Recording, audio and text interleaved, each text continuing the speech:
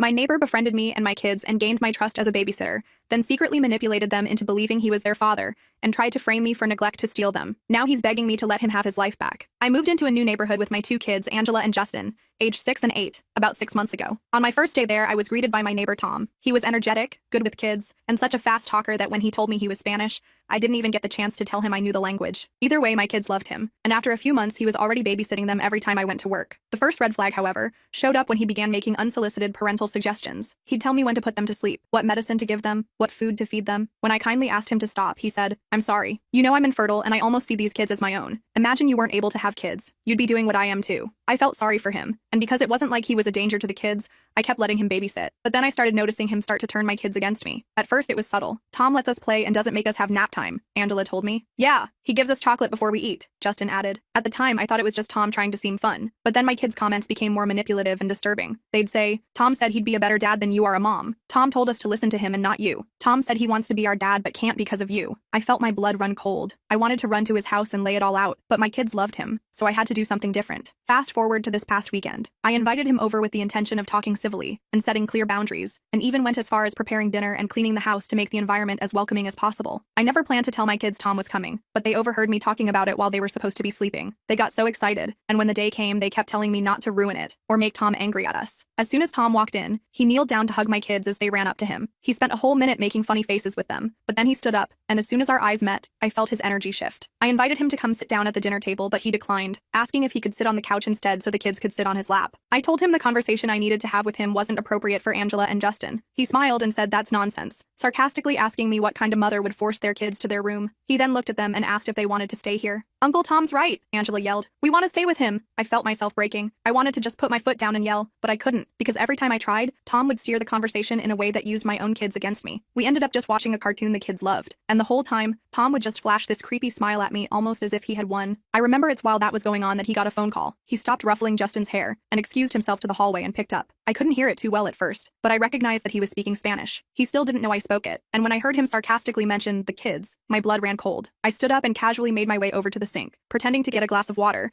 and because the door separating the kitchen and the hallway was closed, I subtly pressed my ear against it and listened in further. What I heard made my body shake and my legs go jelly. Tom was on the phone with his friend, sarcastically mocking me and mentioning how well his plan was going. He said, "Just a few more months before they're mine." He then laughed. "I've already turned them against her. Now I just have to do something to one of them and frame her. Before she knows it, CPS will be at her door, taking her kids away for neglect. And guess who they'll want to be taken in by? That's right, me, and only me." I wanted to throw up. And to make matters worse, that's not all he said. "Children are so easy to manipulate. Just offer them a surprise, say you're disappointed in them if they don't comply, and they'll tell you anything you want." I went back to the couch, face pale and fists clenched. My thoughts raced at a million miles per hour, and when Tom came back out a minute later, smiling like nothing was wrong, I smiled back, because I had thought of something. That night, after Tom left and the kids were in bed, I sat in the dark living room trying to process what I'd heard. This man, this stranger, had systematically wormed his way into our lives with the explicit intention of taking my children from me. He'd been manipulating my kids, turning them against me, all while plotting to have them removed from my care. I couldn't sleep. I couldn't eat. By morning, I had gone from shocked to terrified to absolutely furious.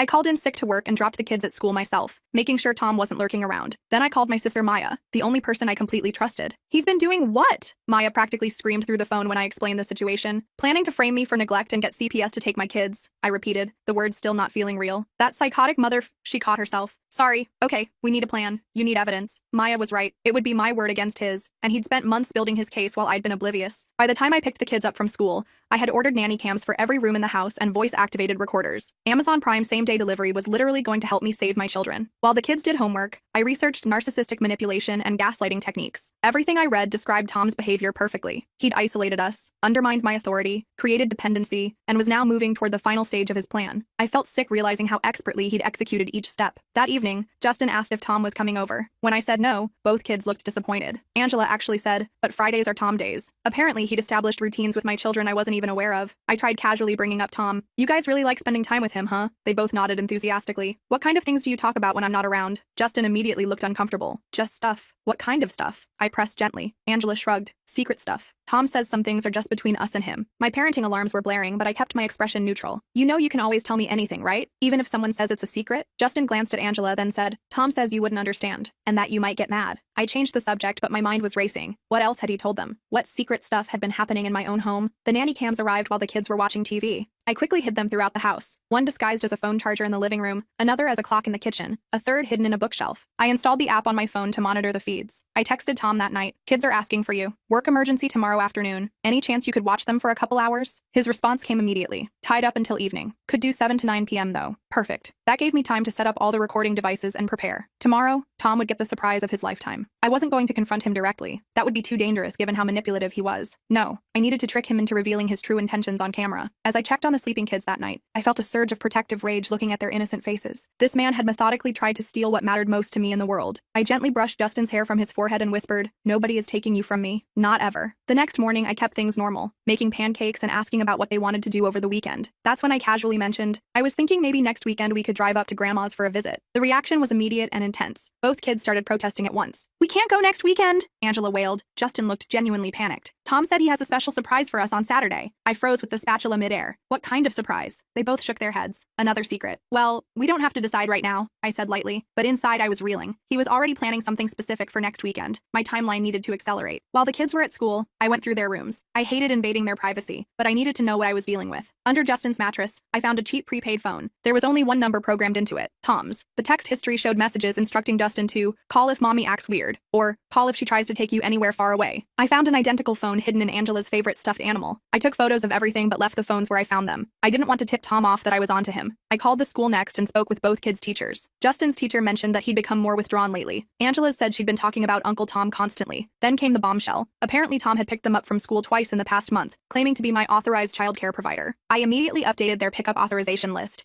explicitly removing Tom's name and informing the front office he was under no circumstances allowed to take my children. I added that I was the only person authorized for pickup until further notice. When the kids came home that afternoon, I tried again to casually ask about their relationship with Tom. Justin immediately became defensive. "Why do you keep asking about Tom? Don't you like him anymore?" Angela's lower lip trembled. "If you make Tom go away, I'll hate you forever." I changed tactics and suggested we make cookies together. While we mixed the dough, Angela mentioned that Tom had been teaching them special games. When I asked what kind of games, she immediately clammed up, exchanging a look with Justin. "Secret games," Justin said firmly. My stomach twisted into knots, but I kept my expression neutral. "That sounds fun. Maybe we could play games with Aunt Maya soon too." Later, I called my friend Layla, who works in family social services. Without naming names, I explained the situation, describing what I'd overheard and the changes in my kids' behavior. "Without solid evidence, it's your word against his," she warned me. "And if the kids are already alienated from you, their statements might actually support his claims." "So what do I do?" I asked desperately. "You need him to reveal his true intentions on record," she said. "And you need to document everything. Your positive interactions with the kids, their meals, their schedules, everything to counter any claims of neglect." That evening, when Tom arrived at 7 p.m. sharp, I was ready. The cameras were recording. Voice recorders were hidden throughout the house. I deliberately appeared distracted and stressed,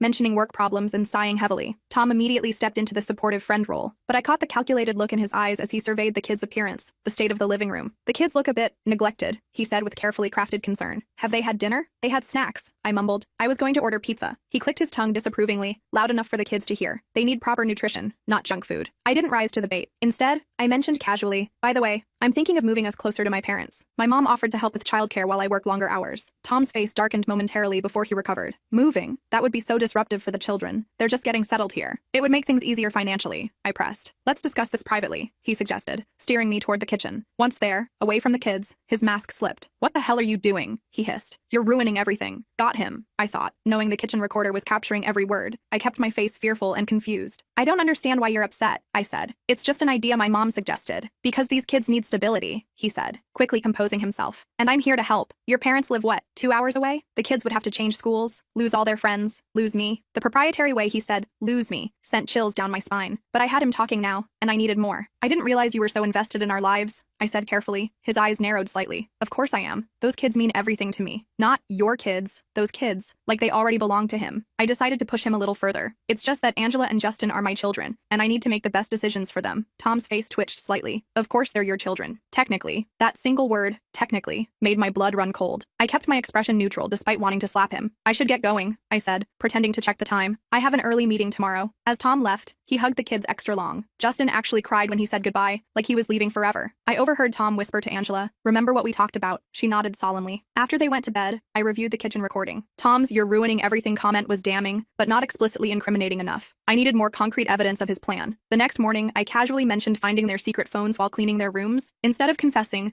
Both kids looked panicked and claimed they'd found them. I realized how thoroughly Tom had coached them to lie to me. Even when caught red-handed, they stuck to whatever story he'd given them. I tried showing them old family photos from before Tom came into our lives. "Remember how much fun we had at the beach last summer?" I asked gently. Angela frowned. "Tom showed us different pictures of you." My heart skipped. "What pictures?" "Pictures where you looked mean," Justin said quietly. I was stunned. Had Tom been showing my kids doctored photos of me? I asked to see these pictures, but they claimed Tom kept them at his house. Another manipulation tactic, creating false memories and altered perceptions. I called Maya again, and she agreed to come stay with us for a few days. Having backup felt essential as I gathered more evidence. Plus, I needed someone to witness Tom's behavior firsthand. She arrived that afternoon, and the kids were excited to see their aunt. We were making dinner when Tom showed up unannounced, carrying gift bags. "Surprise visit," he announced cheerfully, not even acknowledging how inappropriate it was to just appear without warning. The kids ran to him like he was Santa Claus. He handed them each a wrapped package. "Not now," I said firmly. "We're about to have dinner." "Oh, let them open them," Tom said with a dismissive wave. "It's just something small." The kids immediately tore into the packages, completely ignoring my instruction. Maya watched the whole interaction with wide eyes, finally seeing what I'd been describing. After the kids went to bed, Maya was visibly shaken. "Holy crap, you weren't exaggerating. The way he undermined you right in front of me was so blatant. Should we confront him together?" she suggested. I shook my head. "If we confront him directly, he'll just become more secretive. We need to catch him revealing his true plan." We developed a different approach. Maya would pretend to be concerned about my parenting and sympathetic to Tom. She'd try to gain his trust and get him to open up about his intentions. The next day, Maya accidentally bumped into Tom at the local coffee shop. She struck up a conversation, mentioning she was in town visiting me and the kids. "How are they doing?" Tom asked, immediately focusing on the children rather than me. "Honestly, I'm a bit worried," Maya improvised. "My sister seems so overwhelmed lately." Tom was initially suspicious of her sudden interest,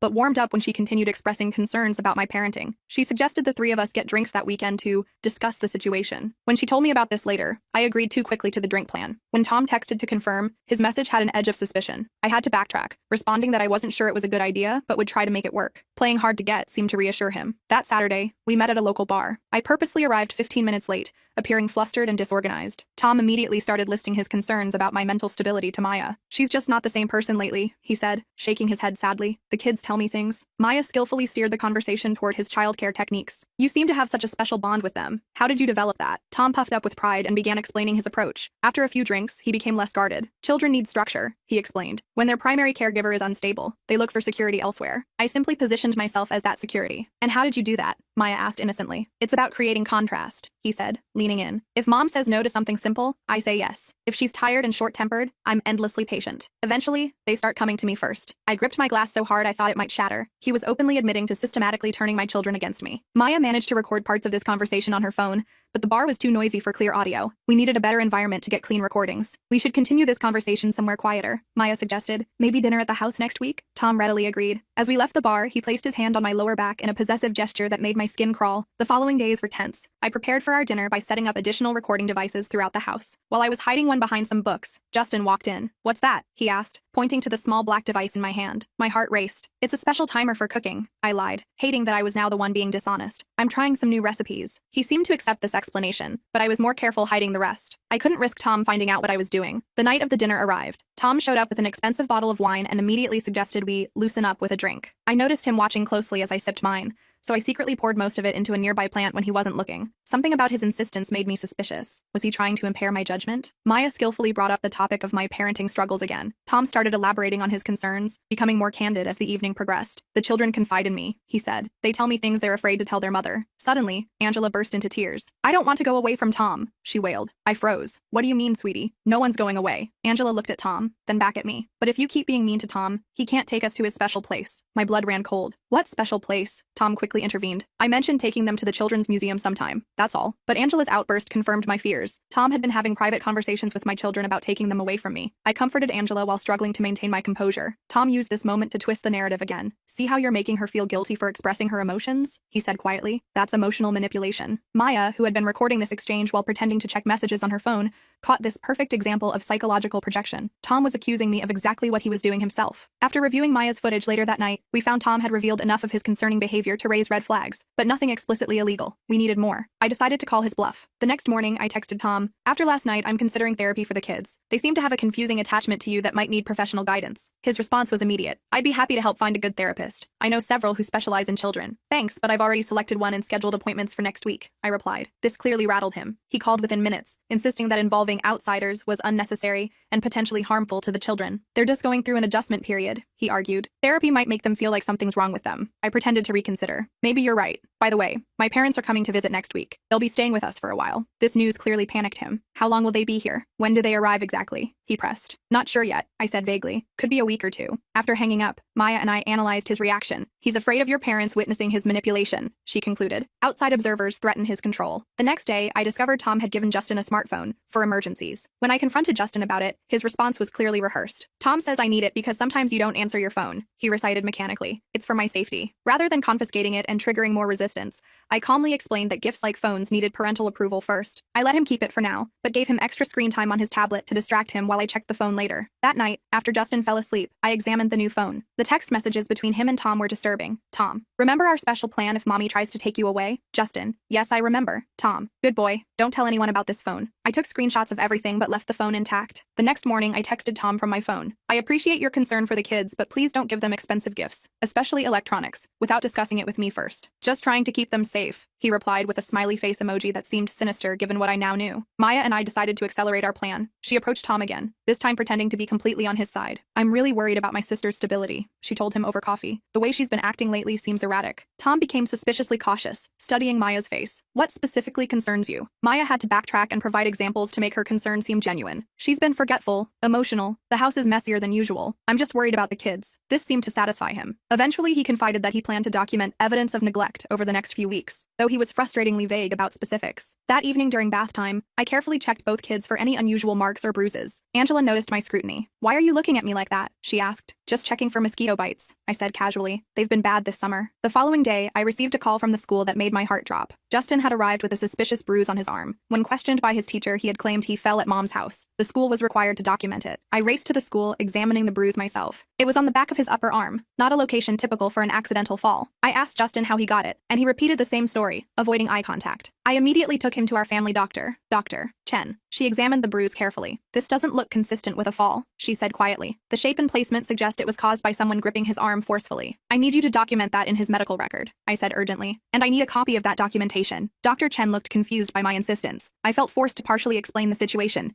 which made me sound paranoid. Nevertheless, she thoroughly documented her findings and gave me a copy of the report. That evening, Tom texted asking if he could take the kids to the park. I politely declined, saying we had family plans. 20 minutes later, he showed up at our door anyway. Surprise, he announced when I opened the door. The kids ran to him excitedly. We're actually having a family night, I said firmly. Ooh, can Tom join? Angela asked. Not tonight, sweetie, I replied. Tom crouched down to Angela's level and whispered something in her ear. Her face crumpled and she burst into tears. You're the worst mom ever, she screamed, running to her room. Justin stood there uncertainly, torn between following his sister and staying. You see how upset they get when you keep them from having fun? Tom said quietly. I'm just trying to give them some normalcy. They're my children, and we have plans, I said, blocking the doorway. Please respect our family time. Tom eventually left, but not before giving me a look that chilled me to the bone. After he was gone, I tried talking to both kids about what had happened, but they were completely unresponsive, staring at the floor and refusing to engage. That night, I called Maya in tears. The kids are like strangers. They won't even talk to me in my own home. That's exactly what he wants, she reminded me. He's deliberately creating this division. Remember, this isn't about the kids being mad at you. It's about Tom's manipulation. The next day,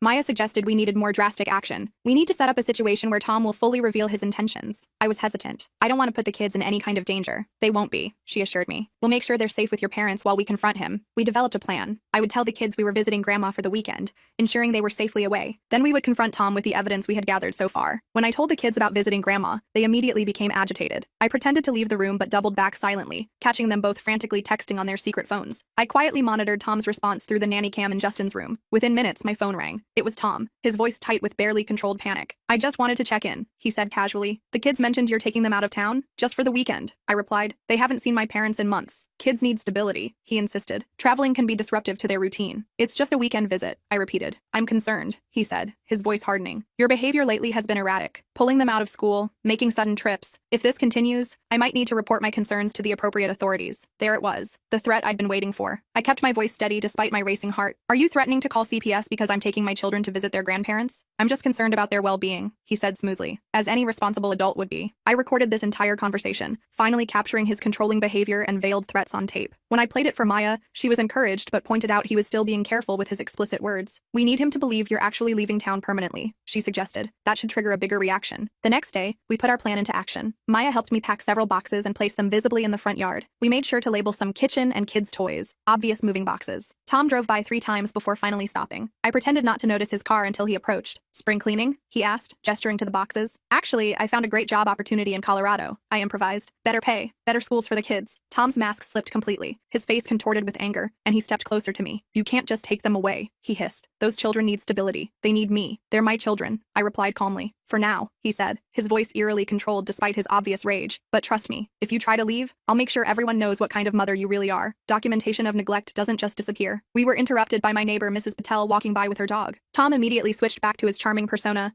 commenting on the beautiful weather. But as he left, he gave me a chilling parting shot. "We'll talk later." That night, after putting the kids to bed, I was in the kitchen when I noticed a shadow outside the window. I carefully peeked through the blinds and saw Tom standing in our backyard, trying to look into the windows. My hands shaking, I turned on the back porch light and opened the door. "What are you doing?" I demanded. He seemed startled but quickly recovered. "I was just checking on the kids' welfare. You seemed upset earlier. It's 10:30 at night. Get off my property or I'm calling the police," I warned. He held up his hands in mock surrender and backed away, but his eyes were cold. Just being a concerned neighbor. That encounter convinced me we needed to accelerate our timeline. The next morning, I drove the kids to my parents' house 2 hours away. About halfway there, I noticed a blue sedan following us at a distance. I took several random turns, and the car continued to follow. It was Tom. I called Maya in a panic. "He's following us to my parents' house." "Stay calm," she advised. "Take an unexpected route. Go to a police station if you need to." I made a sudden turn into a shopping center and drove around to the back. When I emerged on the other side, the blue sedan was gone. I took a convoluted route the rest of the way, constantly checking my rearview mirror. After safely dropping the kids with my parents and explaining enough of the situation to put them on high alert, Maya and I returned home to implement the final phase of our plan. But when we arrived, I immediately knew something was wrong. The front door was slightly ajar. We cautiously entered to find the house had been searched. Drawers were open, papers scattered. Someone had been looking for something. "Tom," I whispered, feeling violated and terrified. We immediately called the police. Officer Reynolds arrived quickly and documented the break-in. There were no signs of forced entry. Tom must have had a key made at some point. "Without more evidence of his intentions, we can only charge him with trespassing if we can prove it was him," Officer Reynolds explained. After he left, Maya came up with a new approach. "Let's use this break-in to our advantage. I'll call Tom," pretending to be panicked about the police involvement. She put the call on speaker so I could hear. "Tom, someone broke into the house," she said, her voice convincingly distressed. "The police were just here. I'm freaking out." Tom's response was chillingly calm. "This is actually perfect," he said smoothly. "What do you mean?" Maya asked. "Think about it. Unstable mother, leaves her house unsecured, goes on impulsive trips. This all builds the case," he said. Maya caught my eye, both of us realizing what he meant. The break-in wasn't just to search for something. It was part of his plan to make me look negligent. "What case?" Maya pressed. "Let's just say your sister might not be the most suitable guardian for those children," Tom replied. "Sometimes kids need to be removed from unsafe situations." After hanging up, we had our smoking gun, Tom explicitly stating his intention to have my children removed from my care. We set up one final trap. Maya called Tom back. "I've been thinking about what you said. I'm worried about the kids too. Maybe we should meet to discuss how to make sure they're safe." He agreed to come over that evening. What he didn't know was that we'd invited Officer Reynolds back, along with my friend Layla from Child Welfare Services. They waited in the spare bedroom while Maya and I sat in the living room. Tom arrived looking confident. When he saw it was just Maya and me, he relaxed visibly. "So, you wanted to talk about the children's welfare?" "Yes," I said calmly. "I'm concerned about someone who's been manipulating my children, breaking into my home, and plotting to have them taken away from me." Tom's smile faltered. "I don't know what you're talking about." "Don't you?" "Pronto serán míos," I said, quoting his Spanish phone conversation. "Soon they will be mine." The color drained from his face. "You don't speak Spanish." "Studied abroad in Spain for a year," I replied. Surprise. I played the recording of him threatening to build a case against me, followed by the kitchen recording where he'd slipped up saying I was ruining everything. As the evidence mounted, Tom's charming facade crumbled completely. He stood up abruptly. "This proves nothing. No one will believe you over me. Those kids love me more than they love you. That's because you systematically manipulated them," I said, "giving them secret phones, teaching them to lie to me, showing them doctored photos. You have no proof of any of that," he sneered. That's when Officer Reynolds and Layla emerged from the bedroom, having heard everything. "Actually, she does have proof," Officer Reynolds said, "and you just provided more of it." Tom tried to leave but found his path blocked. "This is ridiculous. I was just trying to help those children." "By breaking into their mother's home?" Officer Reynolds asked. "By planning to make false reports to child services?" As Tom was being arrested for stalking, breaking and entering, and attempted custodial interference, he looked at me with pure hatred. "Those kids will never believe you over me," he snarled. "I'm the only one who truly cares about them." I watched as they took him away, feeling relieved but also devastated. The hardest part was still ahead, helping my children understand what had happened and rebuilding our trust. When I called my parents to tell them it was safe to bring the kids home,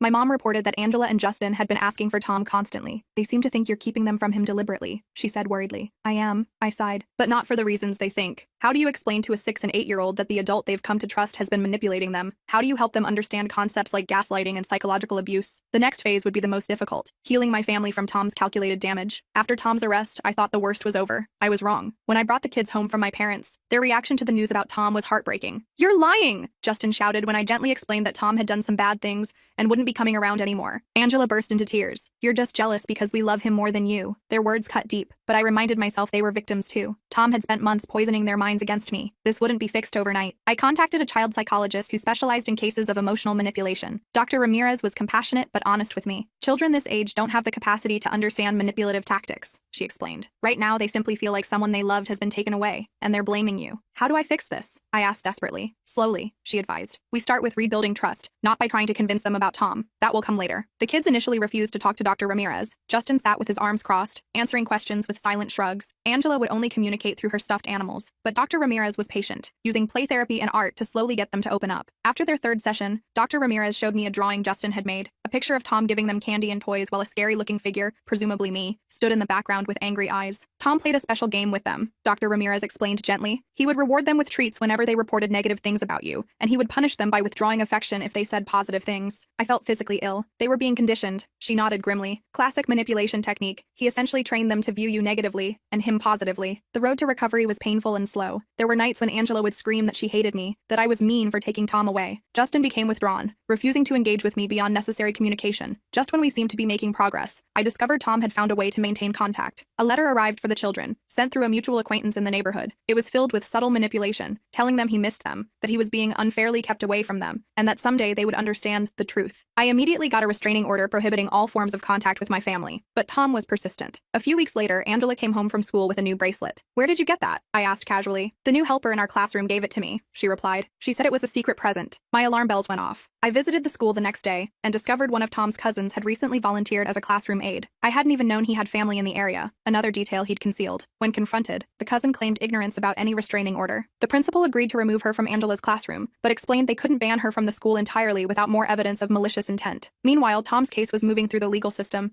but much more slowly than I'd hoped. His lawyer kept pushing for delays, painting Tom as a concerned friend who had only been trying to protect children he was worried about. Maya and I worked with the prosecutor, organizing our evidence and preparing for court. We discovered some of our recordings might be inadmissible due to consent laws in our state, which was a setback. We had to focus on strengthening the testimony about the break-in and the documented pattern of manipulation. As the court date approached, Tom's defense team requested that the children be interviewed, claiming they would support his version of events. I was horrified at the thought of them being involved in the proceedings, but we compromised on a private interview with a court-appointed child advocate. The advocate, Ms. Winters, was experienced and gentle with the kids. The interviews seemed to be going well until she showed Justin a photo of our family, including Tom. Justin suddenly became withdrawn, repeating, "I'm not supposed to tell the secret." Ms. Winters recognized this as a sign of coaching and documented it in her report to the court. This was a turning point in the case, evidence that the children had been instructed to keep secrets, a classic red flag in manipulation cases. Tom's lawyer attempted to paint me as paranoid and unstable, but the evidence of his systematic isolation tactics was compelling. The judge ordered a complete psychological evaluation of Tom. The results were revealing. Not only did the evaluation show concerning patterns of narcissistic behavior,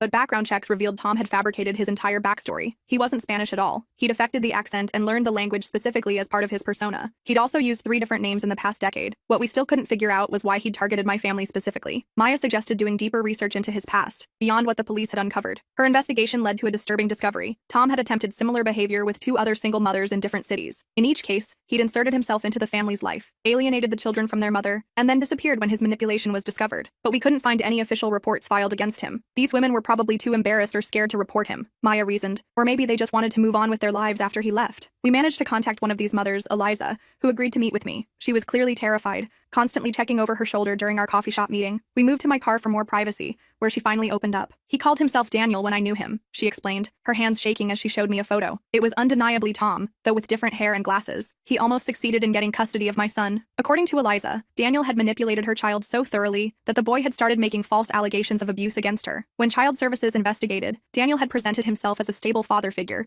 offering to take temporary custody. "I realized what was happening just in time," she said. "I packed up and fled the state in the middle of the night. We've been been living under the radar for years, afraid he would find us. Eliza's testimony provided the pattern evidence we needed. Now we could show Tom's behavior wasn't a one-time misunderstanding, but a calculated predatory pattern. The prosecutor was thrilled with this new information, but cautioned that Tom's lawyer would try to discredit Eliza as an unreliable witness, without concrete documentation. We need something that ties all these cases together, she advised. I spent hours reviewing all our recordings, looking for any clue that might connect Tom to his previous identities. Nothing stood out. Then Maya suggested focusing on his phone, the one constant across all his personas. The prosecutor subpoenaed Tom's phone records, revealing multiple burner phones but one consistent number he'd kept across his various identities. That number regularly called a residential facility in another state. When investigators contacted the facility, they refused to provide information, citing patient confidentiality. We had to get a specific court order to access the records. What we discovered was the missing piece of the puzzle. Tom had been a patient at a psychiatric facility for delusions related to parenthood. He had been released years ago when he appeared to improve, but his obsession with saving children had a clinical basis. With this evidence, the case against Tom became much stronger. His defense team pivoted to claiming mental health issues reduced his culpability, but the prosecutor emphasized the calculated, methodical nature of his actions across multiple families. As the legal case progressed, I focused on helping my children heal. Justin had a complete meltdown at school one day, screaming that he wanted to live with Tom. I realized we needed more intensive family therapy. Our new therapist, Dr. Ramirez, suggested bringing in objects the children associated with Tom to discuss their feelings. When we did this exercise, Angela revealed something shocking. Tom had given them a special phone to call him if I ever took them away. This was in addition to the prepaid phones I'd already found months earlier. After some gentle coaxing, Angela retrieved it from inside a hollowed-out book on her shelf. The text messages on this phone were disturbing. Tom, remember, if your mom ever tries to take you away, use this phone to call me and I'll come rescue you. Tom, don't tell your mom about our plan. She wouldn't understand that we're meant to be a family. Tom, I'll always be there for you in ways your mom can't be. But the most shocking message revealed Tom's ultimate lie. Someday I'll tell you the truth about why I couldn't be your dad from the beginning. Your mom kept me away, but I never stopped loving you. He had told my children he was their biological father. I sat across from Dr. Ramirez, stunned into silence. The phone with those messages felt radioactive in my hand. Tom had told my children he was their biological father. Everything suddenly made horrible sense. Their fierce loyalty, their resistance to leaving him, their confusion about why I was keeping them away from him. I need to tell them the truth right now, I blurted out. Dr. Ramirez held up her hand. I understand that impulse, but we need to approach this carefully. This is a fundamental deception that's become part of their reality. Challenging it too abruptly could be traumatic. She was right, but it killed me to let my kids believe this lie for even one more day. We developed a gentler approach, starting with establishing who their actual father was through photos and memories, without directly contradicting Tom's claims yet. During our next session, I brought family albums showing the kids as babies with their real dad before our divorce. Angela seemed confused by these images, and Justin became agitated. These are fake, he insisted. Tom said you would try to trick us with fake pictures. Of course he had. Tom had prepared for every possibility, even anticipating I might try to prove he wasn't their father. Dr. Ramirez carefully asked, "What did Tom tell you about being your dad?" Angela's answer broke my heart. He said he had to go away before we were born because mommy was angry with him, but he always wanted to be with us, and now he came back to rescue us. Justin nodded. He said you've been lying to us our whole lives. The irony was suffocating. After several more sessions, Dr. Ramirez suggested involving their actual father in the process. My ex-husband Todd had been minimally involved since the divorce, but when I explained the situation, he was horrified and agreed to help immediately. The first video call with Todd was awkward. The kids were suspicious and hostile, having been convinced he was some kind of imposter, but he knew details about their birth and early childhood that only their real father could know. Slowly, confusion began to replace certainty in their expressions. It took weeks of gentle therapy for the truth to finally penetrate. Tom was not their father. He had lied to them, completely and deliberately, to steal them away from me. Angela was the first to break down. But why would he lie about that? She sobbed. People don't lie about being someone's daddy. Justin's realization was quieter, but deeper. He stopped talking altogether for 3 days, processing this betrayal from someone he had trusted completely. When he finally spoke, he simply asked, "Did Tom lie about everything?" Dr. Ramirez helped us compile a list of Tom's truths and actual truths, working through each manipulation systematically. It was painful, messy work. Some days we made progress. Other days it felt like we were moving backward. Meanwhile, Tom's trial date was approaching. His lawyer tried every delay tactic possible, but eventually, we found ourselves in the courthouse. I testified first, laying out the entire timeline of manipulation. Seeing Tom sitting there at the defense table, watching me with those calculated eyes, made my skin crawl. The defense attorney tried painting me as paranoid and unstable during cross-examination. "Isn't it possible you misinterpreted my client's genuine concern for your children?" she asked repeatedly in different ways. I stuck to the facts, referring to the evidence rather than my emotions. Maya testified next, describing Tom's confessions about how he deliberately positioned himself as a contrast to me. The prosecutor played the recordings where Tom admitted to turning my children against me. Eliza's testimony about her similar experience was powerful. When she identified Tom as Daniel, the man who had attempted the same manipulation with her family years earlier, I watched several jurors' expressions harden. The evidence from the psychiatric facility explained Tom's fixation, but didn't excuse his actions. The prosecution emphasized the difference between having mental health issues and methodically executing a plan to steal someone's children. Justin had to testify in a closed session with just the judge present. Dr. Ramirez and I prepared him as best we could, but halfway through his testimony, he became confused about what was real and what wasn't. The judge ended the session early, having seen enough evidence of manipulation. When Tom took the stand in his own defense, his carefully constructed facade began to crumble under questioning. The prosecutor methodically walked through each step of his manipulation, from inserting himself into our lives to conditioning my children to report negative things about me. "Why did you tell these children you were their biological father when you knew that was false?" the prosecutor asked. Tom's composure finally broke. "Because I deserve to be their father," he snapped. "I would have been better for them than she ever was." The jury deliberated for less than 4 hours before returning a guilty verdict on all counts. Tom was sentenced to 5 years for stalking, breaking and entering, custodial interference, and child exploitation. I felt relieved but not victorious. No prison sentence could undo the damage he'd caused. While Tom awaited transfer to prison, we focused on healing. The kids still had nightmares and separation anxiety. I created new bedtime routines with special worry stones they could hold whenever they felt scared or confused. I installed a whiteboard in each of their rooms where they could write down questions or concerns that came up during the day, which we'd address together each evening. I considered changing schools to give them a fresh start, but Dr. Ramirez suggested maintaining stability was more important. We compromised by keeping the same schools but ensuring their teachers understood the situation. Angela seemed to bounce back faster than Justin. She returned to her chatty self, becoming interested in her old activities again. But then I discovered she was hiding her true feelings, pretending to be fine because she thought that's what I wanted. "I need to be strong for you, Mommy," she confessed one night. I started a mother-daughter journal where she could write down her true thoughts and feelings without saying them out loud. Some of her entries broke my heart. Sometimes I still miss Tom even though he was a liar, and I feel stupid for believing him. Justin's struggle was more visible. He had angry outbursts followed by periods of complete withdrawal. Traditional talk therapy wasn't working well for him, so we found an art therapist who helped him express his confusion and betrayal through painting. His early artwork featured dark scribbles and torn paper, but gradually colors began to appear. 3 months after the trial, I received notice that Tom was filing an appeal. The kids immediately regressed when they sensed my anxiety. Justin started wetting the bed again, and Angela became clingy, refusing to go to school. Our lawyer assured us the appeal was based on technicalities rather than new evidence, and the conviction would likely stand. We used our established coping mechanisms to weather this setback. During one particularly difficult evening discussion, Angela surprised me with her insight. "Tom can't trick us anymore, Mom," she said firmly. "We know about his lies now." Justin nodded in agreement, though he remained quieter about his feelings. 6 months after Tom's conviction, I ran into Ben at a school fundraiser. He was a single dad with a daughter in Angela's class. We started talking while volunteering at the bake sale table and found an easy rhythm to our conversation. When he suggested coffee sometime, my immediate reaction was panic. I'd met Tom through my kids. He'd used them to get close to me. How could I ever trust anyone near them again? I declined Ben's invitation initially, but we kept bumping into each other at school events. He was patient and never pushy. After 6 months of casual conversations in public settings, I finally felt comfortable enough to consider introducing him to the kids. Our first play date was at a public park with his daughter Lily. I watched Ben like a hawk, analyzing every interaction he had with Angela and Justin. He must have felt my scrutiny but never commented on it. Instead, he simply played catch with the kids, made awful dad jokes, and respected their boundaries completely. Justin had a momentary panic attack when he saw Ben helping me prepare snacks one afternoon. His breathing became rapid, and he froze in the doorway. "What if he tries to take us away like Tom?" he whispered. Instead of dismissing his fear, I sat down at his level. "That's a really important question, Justin. Let's talk about it." We discussed the differences between Tom's behavior and Ben's, and I reminded him that no adult would ever separate us again. The fact that Justin could verbalize his fear rather than shutting down represented enormous progress. We were healing, slowly but surely. Angela, meanwhile, developed an unexpected interest in Spanish culture and language. This concerned me at first. Was she trying to maintain a connection to Tom? Dr. Ramirez suggested that Angela might be attempting to reclaim something Tom had tainted. Rather than discourage her,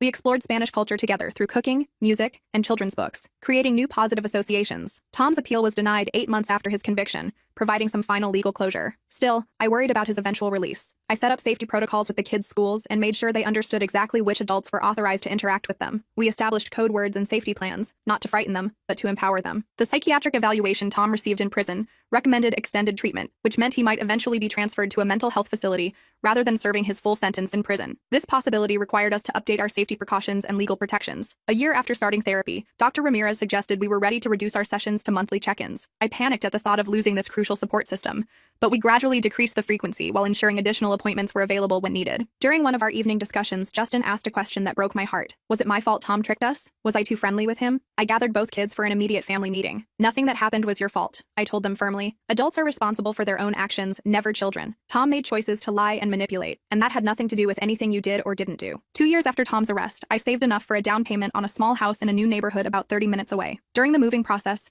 Angela found a stuffed bear Tom had given her tucked in the back of her closet. She held it up up uncertainly. Should I throw this away? Rather than deciding for her, we created a special ceremony. We laid out items associated with Tom, the toys he'd given them, photos with him, and the kids decided individually which objects to leave behind, and which, if any, to bring to our new beginning. They chose to discard everything except one small bracelet Angela had received before Tom's manipulation began. In our new home, both kids initially checked the locks and security system obsessively every night. I didn't discourage this behavior, understanding their need for control and safety. Gradually, their hypervigilance faded. I knew Justin was finally feeling secure when, about 3 months after moving in, he left his bedroom door open while sleeping for the first time in years. Ben and his daughter Lily became regular visitors at our new house. The kids accepted his presence without the suspicion they'd initially shown. When he taught Justin to change a bike tire or listen to Angela practice her reading, there was no ulterior motive, no manipulation, just simple kindness and genuine interest. Our journey isn't over. There are still difficult days when memories resurface unexpectedly. Justin sometimes gets quiet and withdrawn on the anniversary of Tom's arrest. Angela occasionally asks questions about why people lie and whether we can ever really know if someone is telling the truth. These are heavy questions for young children, but they're asking them from a place of growing strength rather than fear. We've developed tools and trust to face these challenges together. We talk openly about what happened while focusing on moving forward. What Tom tried to destroy, our family bond, has become stronger through our shared healing. The kids and I have movie nights where we build pillow forts and eat too much popcorn. We've started a tradition of Saturday morning pancakes with ridiculous toppings. Justin joined a soccer team, and Angela takes art classes. Normal kid stuff that once seemed impossible during the darkness of Tom's manipulation. I still have the recordings and evidence we gathered, locked in a fireproof safe. I hope we never need them again, but their presence is a reminder that I'll always protect my children, no matter what. Yesterday, while tucking Angela in, she whispered, "I'm glad Tom didn't win, Mommy." "Me too, sweetheart," I replied, smoothing her hair. "We're the winners," Justin added from his doorway. "Our team, that's what home really is. Not just a place, but the safety and love we create with each other. It's something no manipulator, no matter how clever or persistent, could ever truly take away from us."